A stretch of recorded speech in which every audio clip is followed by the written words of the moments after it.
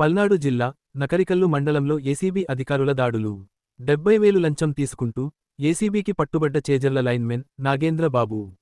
వ్యవసాయ విద్యుత్ కనెక్షన్ మంజూరు కోసం రైతుని లంచం అడిగిన లైన్మెన్.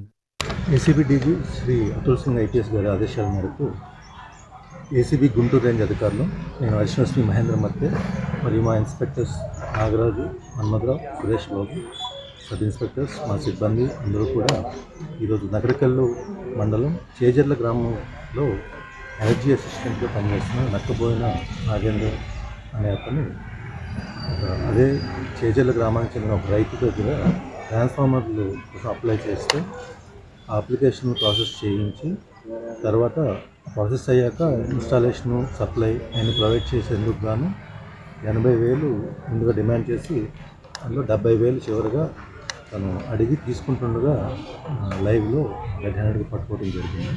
అదే చేజర్ల గ్రామంలో సచివాలయం ఎదురుగా వాళ్ళ నాన్నగారి ద్వారా అతను ఆ డబ్బులు తీసుకుంటారు.